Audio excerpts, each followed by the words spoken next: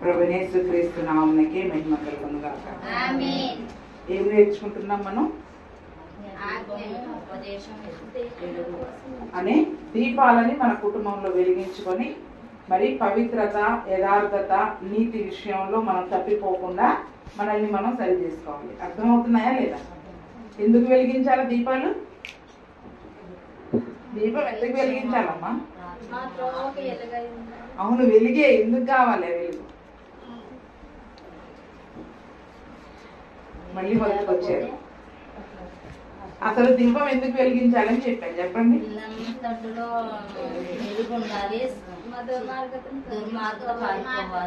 వెండి నాణం పోగొట్టుకున్నాం, ఎందుకు వెలిగించింది దీపం?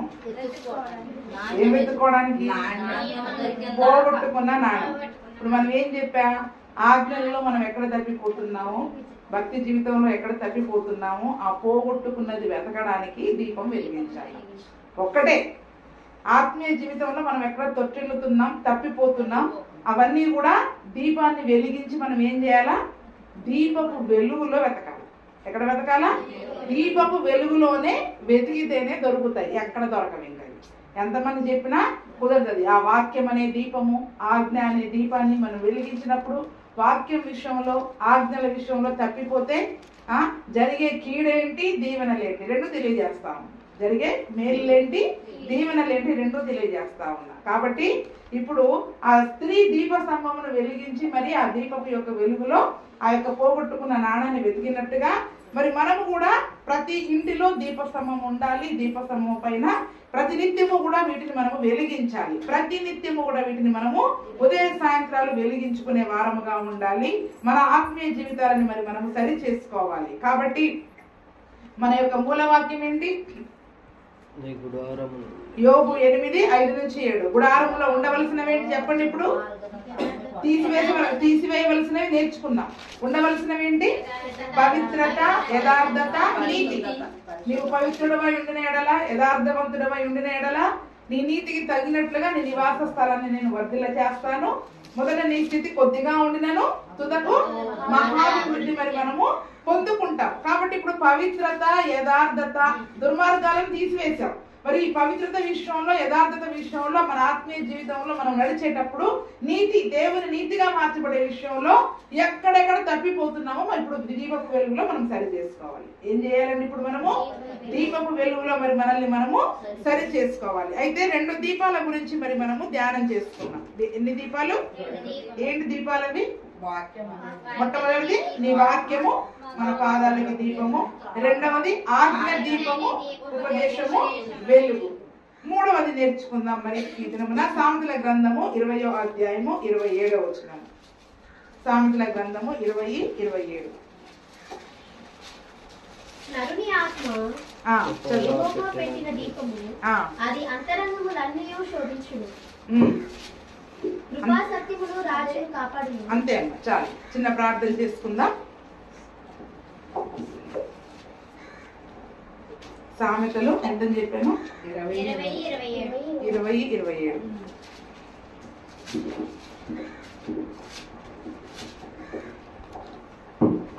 చిన్న ప్రార్థన చేసుకుని వాక్యంలోనికి వెళ్ళిపోదాం. మహాపరిశుద్ధుడా, వాక్యమై ఉన్న మా యేసుక్రీస్తు ప్రభువా, మీ యొక్క పరిశుద్ధమైన పాదములకి స్తోత్రము, స్తోత్రము, స్తోత్రము తండ్రి. కృపా సత్య సంపూర్ణమై ఉన్న యేసయ్యా, మీ పరిశుద్ధమైన పాదములకి స్తోత్రము, స్తోత్రము నాయన. పరిశుద్ధుడా, పవిత్రుడా, పరలోకమందున్న మా తండ్రి, నీకు స్తోత్రము, స్తోత్రము తండ్రి. అయా నీతిగల న్యాయాధిపతిమైన దేవా, నీకు స్తోత్రము, స్తోత్రము తండ్రి.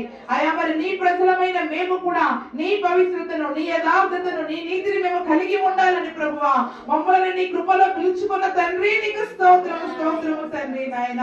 అయా మరి మా ఆత్మీయ జీవితంలో ఎక్కడ మరి మేము నాయన వీటి విషయంలో తప్పిపోతున్నామో, అయా నీ వాక్యపు వెలుగులో, నీ ఆజ్ఞల వెలుగులో మమ్మల్ని మేము సరి చేసుకోవడానికి మీరు మాకు ఇచ్చిన సమయాన్ని బట్టి మీకు వందనాలు తండ్రి నాయన. అయా బలహీనులము తండ్రి నాయన, నీ వాక్యము ద్వారా మమ్మల్ని బలపరచండి. అయా తొట్టిలో పాదములను మాలో నుంచి తీసివేసి ప్రభువా సరి అయిన నీ వాక్యపు వెలుగులో నడవడానికి మాకు సహాయం దయచేయండి తండ్రి నాయన. వాక్యము వినుచుండగా ప్రతి ఒక్కరి అంతరంగములను అయా పరిశీలించి పరిశోధించి తండ్రి అయ్యా నీ వాక్యమును వారి హృదయంలో మంచి నేలపడిన విత్తనము వలె ఫలింప చేయమని అడుగుతూ ఉన్నాము తండ్రి. తెరవబడిన హృదయాలను ప్రతి బిడ్డకు దయచేయండి తండ్రి నాయన. అయా వినటం మట్టుకు వినేవారిగా కాకుండా విని దాని ప్రకారము లోబడి దాని ప్రకారం జీవించే కృపను మాకందరికీ దయచేయండి. పరిశుద్ధురాలని సెలవు చాటున మరుగు చేసి మీరే మా అందరితో మాట్లాడి మా ఆత్మీయ హృదయాలను ఒప్పింప చేయమని యేసు నామములో అడిగి వేడుకుంటున్నాము తండ్రి. ఆమేన్ ఆమేన్. దేవునికి స్తోత్రం. ప్రభువైన యేసు క్రీస్తు నామమునకే మహిమ కలుగును గాక. మరి ఒక దీపము గురించి ఈ రోజు మరి మనము ధ్యానం చేసుకుందాం. వీలైతే ఒక 2 విషయాలు కూడా 2 దీపాల గురించి కూడా నేను చెప్తాను. మనకి సమయం సరిపోదు కాబట్టి ఏంటంటే ఇప్పుడు మనం చదువుకున్న వాక్య భాగంలో మళ్ళీ ఒకసారి చదవండి అమ్మా. నరుని ఆత్మ దేవుని పెట్టిన యెహోవా పెట్టిన దీపము అది అంతరంగములన్నీ శోధించును. నరుని ఆత్మ యెహోవా పెట్టిన దీపం. 3వ దీపం ఏంటంట? నరుని ఆత్మ. మనందరిలో కూడా ఆత్మ ఉంది కదా. ప్రాణము, ఆత్మ, దేహము 3 ఉంటాయండి ప్రతి మనిషికి కూడా. ఏముంటాయి చెప్పండి? ప్రాణము, ఆత్మ, దేహము 3 ప్రతి మనిషిలో కూడా ఉంటాయి. ఈ దేహంలో మరి మనం జీవించి ఉన్నాము అంటే అది దేవుడు మనలో ఉంచిన ఆత్మ వలననే కదండి. ఎప్పుడైతే ప్రాణం పోతుందో ఆత్మ తాను పంపించిన దేవుని దగ్గరికి అది తిరిగి వెళ్ళిపోతూ ఉంది. మరి ఈ యొక్క దేహము నిష్ప్రయోజనమైనదిగా మంటిలో కలపబడతా ఉంది. ఈ రోజు మనం చెల్లించి ఉన్నాం, జీవించి ఉన్నాము అంటే మనలో ఉన్న ఆత్మ వలననే. ఏంటంటే మనలో ఉన్న, ఎందుకంటే మొట్టమొదటిగా దేవుడు మరి ఏదైనా తోటలో ఒక మనిషిని ఆదామును తయారు చేసినప్పుడు అతనిలో జీవం ఉందా?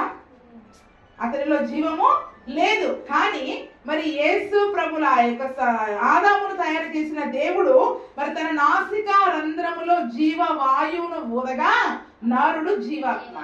ఏమైంది చెప్పండి? ఆ యొక్క నాసికా రంధ్రములలో, అందుకే ప్రాణం ఉందా పోయిందా ఎక్కడ చూస్తాం చెప్పండి? ముక్కు దగ్గర పెట్టుకొని చూస్తాం. ఆ నాసికా రంధ్రములలో ఎవరైతే దేవుడు ఎప్పుడైతే జీవ వాయువును ఊదాడో నరుడు జీవించే ఆత్మగా మరి మారిపోయాడు. కాబట్టి ఈరోజు మనందరిలో కూడా దేవుడు ఆ యొక్క ఆత్మ దీపాన్ని వెలిగించి ఉంచాడండి. ఈరోజు బ్రతుకుతున్నాము అంటే దేవుని యొక్క ఆత్మ మనలో ఉంది, మనల్ని జీవింప చేస్తూ ఉంది. కాబట్టి ఈరోజు మరి మనము చెల్లించి మరి ఆ యొక్క మన ఆత్మీయ జీవితంలో కానీ కుటుంబ జీవితంలో కానీ మరి మన పనులను మరి మనము చేసుకుంటూ ఉన్నాం. అందుకని నా దీపమును వెలిగించిన వాడు దేవుడని దావీదు కూడా అంటాడు. ఏమంటాడు? నా దీపాన్ని వెలిగించిన వాడు, వెలిగించి వాడవు నీవే అని, నా దేవుడైన యెహోవా చీకటిని నాకు వెలుగుగా చేయును అని దావీదు కూడా మరి ఒక చోట కీర్తనల గ్రంథంలో చెప్పబడినట్టుగా చూస్తా ఉన్నాం.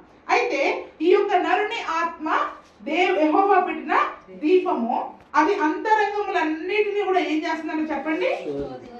ఏం చేస్తుంది అంటే మనలో ఉన్న ఆత్మ మన అంతరంగములో ఉన్న ప్రతి విషయాన్ని కూడా అది ఏం చేస్తుంది? పరిశీలిస్తా ఉంది. మన గురించి మనకు తెలవదండి, కానీ మనలో ఉన్న ఆత్మకి బాగా తెలుసు. ఎవరికి తెలుసు చెప్పండి? మనలో ఉన్న ఆత్మకి బాగా తెలుసు. అయితే ఈ ఆత్మ దీపాన్ని కూడా మరి ప్రతినిత్యము మనం వెలిగించుకునే వారముగా ఉండాలి. ఎలా ఉండాలంట? అది యెహోవా పెట్టిన దీపమే కదండి, మళ్ళీ వెలిగించుకునే పని ఏంటి? అంతేనా? అక్కడ నరుని ఆత్మనే యెహోవా పెట్టిన దీపం, దాన్ని కొత్తగా వెలిగించుకునే పని ఏంటి చెప్పండి ఇప్పుడు మళ్ళీ మనకి? ఎందుకంటే మొదటి దశలోనికి రాసిన పత్రిక 5:19 ఒక్కటే వచనం, ఒకటే మాట ఏమని ఉంటది? ఆత్మను ఆర్పకుడి అంటున్నాడు. ఏమంటున్నాడు చెప్పండి అక్కడ? మొదటి దశలోనికి 5:19 ఆత్మను ఆర్పకుడి అంటే ఆత్మను ఎవరైతే ఆర్పి వేసుకుంటున్నారో వాళ్ళందరూ తిరిగి వెలిగించుకోవాల్సిన పరిస్థితి వస్తుంది. ఏం చెప్పండి? తిరిగి వెలిగించుకోవాల్సిన పరిస్థితి. ఎందుకంటే ఆ ఆత్మ దీపము ఆరిపోతే గనక మరి మన ఆత్మీయ జీవితంలో మనము మరి దేవునికి దూరం అయిపోయే పరిస్థితి. అందుకని నీవు జీవించుచున్నావన్న పేరు మాత్రం నీకు ఉంది కానీ నీవు మృతుడవే అని మరి ప్రకటన గ్రంథంలో సంఘానికి దేవుడు హెచ్చరికలు చేశాడు. ఈ రోజు మనం బ్రతికే ఉంటున్నాం, నాలో ప్రాణం ఉంది, నాలో జీవం ఉంది, ఆత్మ ఉంది అని మనం అనుకుంటున్నాం. కానీ ఆత్మీయంగా మరి చనిపోయిన స్థితిలో మరి చాలా మంది కూడా ఉంటూ ఉన్నారు. ఎందుకంటే ఏదైనా తోటలో దేవుడే జీవాత్మను ఊదాడు, కానీ ఆ పాపము చేయడం ద్వారా ఏమైపోయింది చెప్పండి? తన ఆత్మ దీపాన్ని ఆర్పేసుకున్నాడు. ఏం చేసుకున్నాడు? ఆత్మదీపం ఆరిపోయింది. పాపానికి ప్రతిఫలముగా జీతముగా ఏమొచ్చింది? మరణం వచ్చేసింది. ఏమొచ్చింది? అందుకే చచ్చిపోయినప్పుడు ఏం చేస్తారు చెప్పండి? దీపం ఆరిపోయిందంటే చాలు మనకి ఇంట్లో కీడు, ఏదో కీడు, అంతేనా? ఏదో కీడు వస్తుందని. ఎందుకు? దీపం ఆరిపోకుండా దాన్ని కాపాడుతూ ఉంటాం. చచ్చిపోయిన వాళ్ళ దగ్గర కూడా దీపాలు వెలిగించి పెడతా ఉంటారు కదండి. అంటే చూడండి, మనిషి పాపము చేయడం ద్వారా తన ఆత్మ దీపాన్ని ఏం చేసుకుంటున్నాడు? ఇక్కడ ఆర్పేసుకుంటున్నాడు. పాపము చేయడం ద్వారా ఆత్మ దీపాన్ని ఆర్పేసుకుంటున్నాడు. కాబట్టి అది ఆరిపోయిన, చచ్చిపోయిన స్థితిలో ఉన్న మనకి మనం చేసే పాపం ఏంటో మనకు తెలియదు. మనలో ఉన్న బలహీనతలు ఏంటో మనకు తెలవదు. ఆత్మ చల్లారిపోయిన వారికి గాని, ఆత్మలో ఆరిపోయిన వారికి గాని వారి యొక్క పాపపు స్థితి వారు గ్రహించలేరు. ఏం గ్రహించలేరండి? వారి యొక్క పాపపు స్థితి వారు గ్రహించలేరు. దేవుడు మళ్ళీ వాళ్ళని వెలిగించారు. వాక్యం ద్వారా కానీ, సేవకుల ద్వారా కానీ, ప్రార్థనల ద్వారా కానీ మళ్ళీ వారిని కొత్తగా వెలిగించడం అనేది చాలా కష్టమైన పరిస్థితి. ఇప్పుడు ఏదైనా తోటలో ఆదాము అవ్వలు చేసిన ఆ పాపము ద్వారా దేవుడు మరి ఆ యొక్క చీకటిని, ఆ మరణముని, ఆ యొక్క చనిపోయిన వారి యొక్క ఆత్మీయ జీవితాలను వెలిగించడానికి యేసు ప్రభువే పరలోకం నుండి కిందికి భూమి మీదకి వచ్చి మన అందరి కొరకు ఆయన ప్రాణము పెట్టాల్సి వచ్చింది. ఎందుకండి?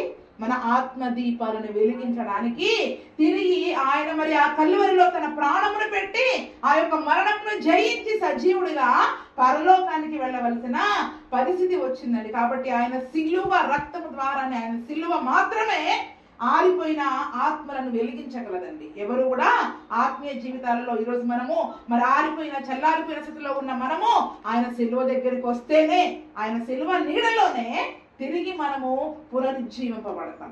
తిరిగి మనము ఉజ్జీవింపబడతాము. మన ఆత్మలను మరి మనము బలపరుచుకోగలము. కాబట్టి మరి నరుని ఆత్మ యెహోవా పెట్టిన దీపము. ఈ దినమున మరి ఆయన సిలువ రక్తములో కడగబడిన మనము కూడా మరి ఎన్నో విషయాలలో మన ఆత్మను ఏం చేసుకుంటా ఉన్నాం చెప్పండి? ఆర్పి వేసుకుంటా ఉన్నాం. ఆత్మని చల్లార్చుకుంటా ఉన్నాం. అక్కడ ఆత్మను ఆర్పకుడి అన్న పదంలో ఇంగ్లీష్ లో చాలా చక్కగా ఉంది. ఇంగ్లీష్ లో చాలా రకాల అర్థాలు ఉన్నాయి దానికి. ఏంటంటే ఆత్మను చల్లార్చడము, అణిచివేయడం అంట. ఏంటంటే చెప్పండి? ఆత్మను అణిచివేస్తా ఉంటామంట. దానిని చల్లార్చే విధముగా అది మండుతూ ఉండి మనల్ని హెచ్చరిస్తూ ఉన్నప్పుడు, మన మనస్సాక్షి మనల్ని నొప్పింపజేసి మనల్ని గద్దిస్తూ ఉన్నప్పుడు కూడా మనం ఏం చేస్తా ఉంటాం? దాన్ని పీక నొక్కేసి, నువ్వు నోరు మూసుకో కాసేపు, నాకు నచ్చింది నేను చేస్తా. ఏమంటాం? దాని పీక నొక్కేసి దాన్ని అణిచివేసి ఆ మనస్సాక్షి యొక్క గద్దింపును, లోపల ఉన్న ఆ యొక్క పరిశుద్ధాత్మ గద్దింపుని పక్కన పెట్టి మనకు నచ్చినట్లుగా చాలా సార్లు మనం చేయడం ద్వారా ఆత్మీయ జీవితంలో మన ఆత్మ దీపాలు ఏమైపోతా ఉన్నాయి చెప్పండి? ఆరిపోతూ ఉన్నాయి. కాబట్టి ప్రతినిత్యము నీ ఆత్మ వెలిగించబడి ఉందా లేదా? ప్రతినిత్యం మనం ఏం చేసుకోవాలండి? ఆత్మను వెలిగించుకునే వారముగా ఉండాలి. ఎందుకంటే యెహోవా పెట్టిన దీపము ఆరిపోయిందా లేదా అని ప్రతినిత్యము మరి మనల్ని మనము సరి చేసుకునే వారముగా మరి మనం ఉండాలి. అయితే మరి మన ఆత్మ చల్లారిపోవడానికి కానీ, ఆరిపోవడానికి కానీ కారణాలు ఏంటి చెప్పండి? మీకు తెలిసిన కారణాలు చెప్పండి. వాక్యంలో ఉంది, నేను చెప్తాను. మనం అనుకుంటాం కదా ఆత్మలో చల్లారిపోయారు, ఆత్మ ఆరిపోయింది అని. అంటే దానికి కారణాలు ఏంటి చెప్పండి?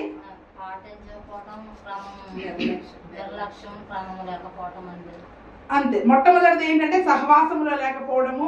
రెండవది వాక్యానుసారమైన జీవితం వారిలో లేకపోవడం. కాబట్టి ఈరోజు మన ఆత్మ దీపాలను ఆర్పివేసే కొన్ని సంగతులను మరి మనం ఈరోజు ధ్యానం చేసుకొని, వాటి వలన మన ఆత్మ దీపం ఆరిపోతుంది కాబట్టి మరి వాటిని మన జీవితంలో లేకుండా మన ఆత్మ దీపాలను వెలిగించుకునే పనిని మరి మనము చేస్తాం. చూడండి, ఒక దీపం పెట్టినప్పుడు ఆరిపోతుందంటే ఏం చేస్తాం? ఎటు సైడ్ నుంచి గాలి వస్తుందో ఆ కిటికీలను, ఆ తలుపులను మనం మూసేస్తాం. కాబట్టి ఈ దినమున మన ఆత్మను చల్లార్చేవి ఎటువైపు నుంచి వస్తున్నాయో, ఏమున్నాయో వాటిని ఏం చేయాలి? మరి మనము బయటికి పంపించేసి మూసేసే పరిస్థితి మరి ఈరోజు మనం కలిగి ఉండాలి. కీర్తనల గ్రంథం 32:2 చూడండి. కీర్తనల గ్రంథం 32:2.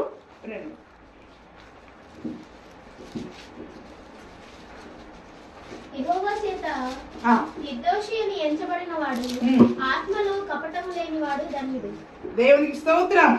ఏమంటున్నారు చెప్పండి అక్కడ? యెహోవా చేత నిర్దోషి అని ఎంచబడిన వాడు ఆత్మలో కపటము లేనివాడు ధన్యుడు. ఇప్పుడు మన ఆత్మ దీపాలు వెలిగించబడాలి, ఆరిపోకుండా ఉండాలి అంటే ఆత్మలో కపటము లేని వారముగా ఉండాలంట. ఏం లేని వారంగా ఉండాలంట? ఆత్మీయ జీవితంలో కపటము అనేది మన జీవితాల్లో ఉండకూడదండి. ఏ క్రైస్తవ విశ్వాస జీవితంలో అయినా బయట వాళ్ళ గురించి మనకు అనవసరం అండి. మనం సంఘానికి మాట్లాడుకుంటాం, సంఘం గురించి మాట్లాడుకుంటున్నాం. ఎందుకంటే మనము పరలోక యాత్రలో ఉన్నాము కాబట్టి ఆ యాత్రకు అభ్యంతర కారణముగా, మన ఆత్మీయ జీవితానికి అభ్యంతర కారణంగా ఉన్న వాటి గురించి మనము మాట్లాడుకుంటూ ఉన్నాం. కాబట్టి ఆత్మ యెహోవా చేత నిర్దోషి అని ఎంచబడిన వాడు, ఆత్మలో కపటము లేని వాడు ధన్యుడు. కపటము అంటే ఏంటి చెప్పండి?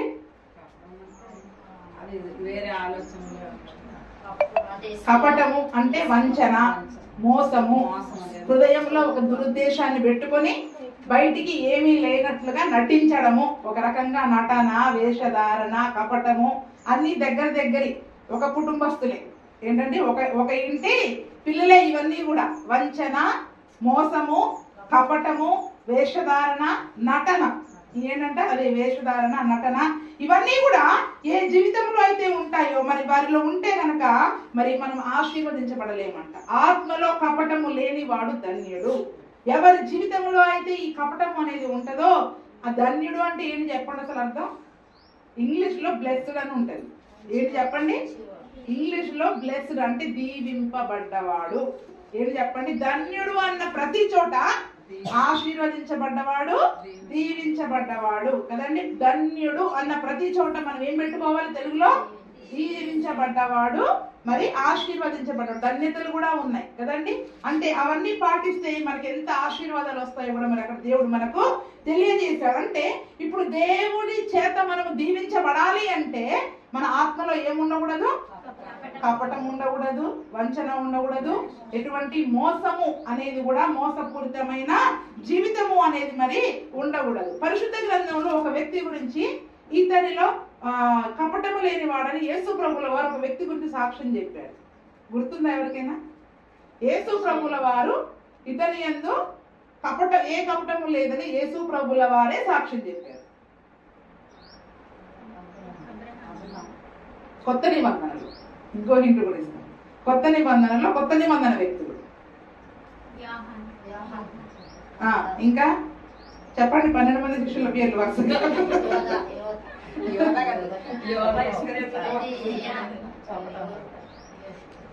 నతానియేలు గురించి చెప్తాడు. ఎవరి గురించి చెప్తాడు? నతానియేలు గురించి చెప్తాడు. ఏం చేస్తాడు? నతానియేలు తీసుకొని వచ్చినప్పుడు, నీవు ఆ చెట్టు కింద ఉన్నప్పుడే నేను చూశాను అంటే ఇతని యందు ఏ కపటమును లేదు, ఇతడు ఇజ్రాయేలీయుడు అన్న మాట ఉంటుంది. తెలుసా? ఇతను ఇజ్రాయేల్. యోహాను 1:47 ఉంటుంది, రాసుకోండి. శిష్యుడు కాదు, శిష్యుడు కాకుండా వెంబడించే దాంట్లో ఉన్నాడు, వెంబడించే గుంపులో ఉన్నాడు. నేను శిష్యులు అని కూడా చెప్పలేదు కదా, నేను చెప్తున్నా. మీరు వరుస చెప్తున్నారని శిష్యుల పేర్లు చెప్పండి అంటున్నాను.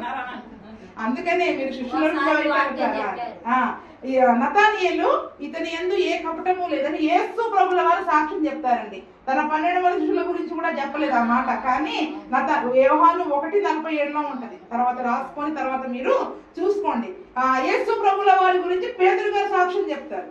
పేతురు రాసిన పత్రికలలో ఆయన నోట ఏ కపటము లేదు, ఆయన నోట ఏ కపటము లేదు అని యేసు ప్రభులు. కొత్త నిబంధనలో చూసుకుంటే ఆ 2 చోట్లనే ఉంటదండి. అంటే యేసు ప్రభువులో కపటము లేదు అంటే కొద్దిమంది వ్యక్తులు ఉండి ఉండవచ్చు, కానీ యేసు ప్రభు స్వయాన సాక్ష్యం చెప్పింది నతానీయేలు అనే వ్యక్తి గురించి అక్కడ సాక్ష్యం చెప్పినట్లుగా మరి మనము చూస్తూ ఉన్నాం. అంటే చూడండి, ఒక దేవుని చేత నిజముగా ఇతనిలో ఏ కపటము లేదు అని సాక్ష్యం పొందడం అనేది చాలా గొప్ప విషయం, చాలా గొప్ప విషయం. అందుకనే మరి అతనిలో నిజముగా ఇజ్రాయేలీయుడు అంటే ఈ దినమున నిజంగా మనము నిజమైన క్రైస్తవులం అని చెప్పబడడానికి కారణం ఏంటి?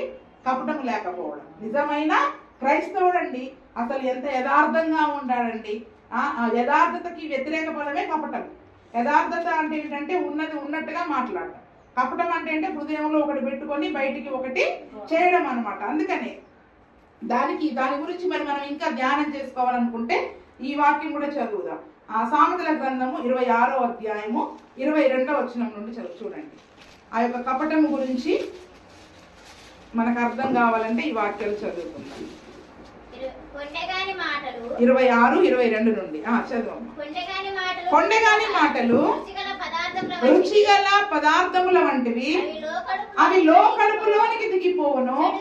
చెడు హృదయమును ప్రేమగల మాటలాడు పెదవులను కలిగి ఉండుట మంటి పెంకు మీద వెండి పూతతో ఏంటంట?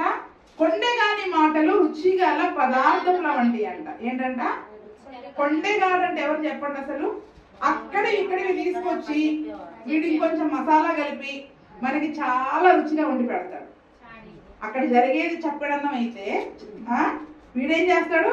కొంచెం ఉప్పు కారం మసాలాలు కలిపి దాన్ని రుచిగల పదార్థముగా మనకి పెట్టేసరికి వినడానికి మనకి ఎంత రుచిగా ఉంటుంది చెప్పండి. అందుకే చెప్పుడు మాటలు ఎంత రుచో మనకి ఎంత వింటామో. అవునా, అలా అయిందా, ఇంకా ఏం జరిగింది, మరి వీళ్ళేమన్నారు, మరి వాళ్ళేమన్నారు, వింటామా లేదా?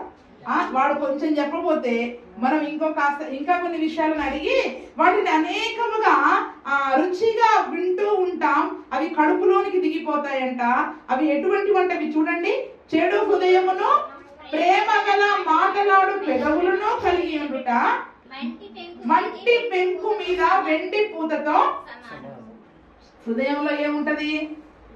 వీడి కొండగాడు అక్కడి విషయాలు ఇక్కడ చెప్పాడంటే మళ్ళీ ఇక్కడ విషయాలు తీసుకెళ్ళి అక్కడ చెప్పడా? మనం ఏమంటున్నాము అవన్నీ హృదయంలో ఏం చేసుకుంటాడు? ఏ రకంగా అడిగావో, మనకి ఎంత ఆశనో మీ ఇంటి విషయాలు వినాలంటే అవన్నీ కూడా హృదయంలో దాచుకొని ఆ చెడు హృదయం కలిగి మళ్ళా చెప్పే చోటల్లా ఎలా చెప్తాడు? అసలు మన మీద ఎంత ప్రేమ ఉందో అన్ని విషయాలు మనకి మాత్రమే చెప్తున్నట్టుగా ప్రేమగా మాట్లాడతాడు. హృదయంలో మాత్రం ఏముంటది చెప్పండి? చెడుతనము. హృదయంలో ఏముంటది? చెడుతనం ఉంటది. వీళ్ళు ఏమేమంటున్నారు అన్ని విని మళ్ళీ వెళ్ళి అక్కడ చెప్పే హృదయం అంటే చూడండి. అది ఎటువంటిదంట? మంటి పెంకు మీద. చాలా మంది మంటి పెంకులకి పైన వెండి పూస్తే వెండికి ఏమైనా విలువ ఉంటుందా అండి? లోపలంతా మట్టి ముద్దనే. అంటే వారు పైకి ఎంత ప్రేమగా మాట్లాడినా లోపలంతా వాటిలో చెడుతనమే ఉంది, ఆ యొక్క కపటమే ఉంది, వేషధారణే ఉంది. కాబట్టి అది చాలా రుచిగా మనకు అనిపిస్తా ఉంటాయి. ఇంకా చదవండి 24వ వచనం.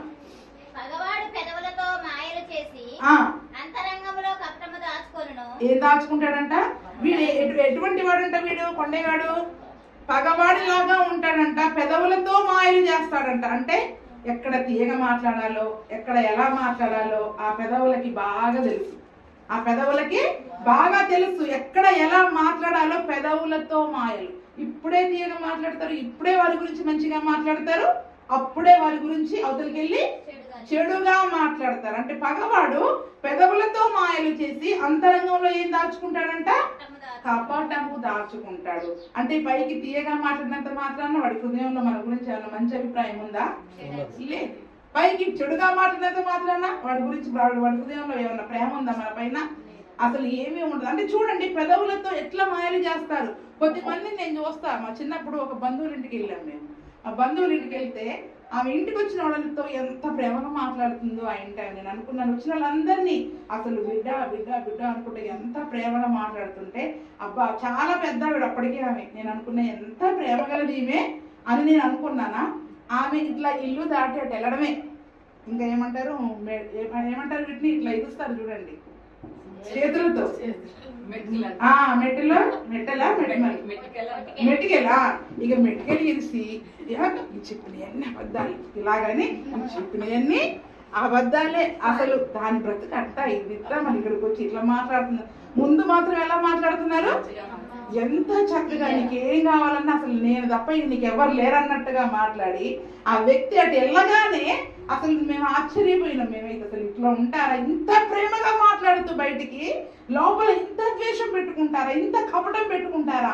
దాన్నే కపటం అంటారండి. పైకి మాత్రం తీయగానే ఉంటారు, ఏమి తెలియనట్టుగానే ఉంటారు, కానీ లోపల మాత్రం వారి గురించిన ఏదో ఒక చెడు అభిప్రాయాన్ని చెడు ఆలోచనని కలిగి మంచితనాన్ని అనేది వారు కలిగి ఉంటారు. కాబట్టి అది కపటము దాచుకుంటారంట. ఈ రకముగా కపటము మరి మన ఆత్మీయ జీవితంలో మరి మనం దాచుకునే వారముగా ఉంటే ఎవరి మీదనైనా ఎవరు మనకి కీడు చేసినా మనల్ని బాధ పెట్టినా వారి గురించిన ఒక చెడుతనమును అలా చేశారు ఇలా చేశారని మన అంతరంగంలో అది ఉన్నట్లయితే మన ఆత్మకి ఏం చేస్తుందంట? దీవెన అనేది మనకి దొరకదు. మన ఆత్మీయ జీవితం చల్లారిపోయే స్థితిలోకి వచ్చేస్తుందండి. ఏమైపోతుంది చెప్పండి? అటువంటి ఈ కపటము అనేది మన ఆత్మీయ జీవితంలో మరి మనల్ని చల్లార్చే స్థితికి తీసుకొస్తుంది. ఈ సంగతి మనకి ఇంకా అర్థం కావాలంటే నేను మరికొన్ని విషయాలను కూడా ధ్యానం చేసుకుందాం. 1 సమూయేలు 18వ అధ్యాయము చూడండి. 1 సమూయేలు 18వ అధ్యాయము 16 నుండి చదువుకుందాం. 1 సమూయేలు. ఇశ్రాయేలు వారితోను యూదా వారితోను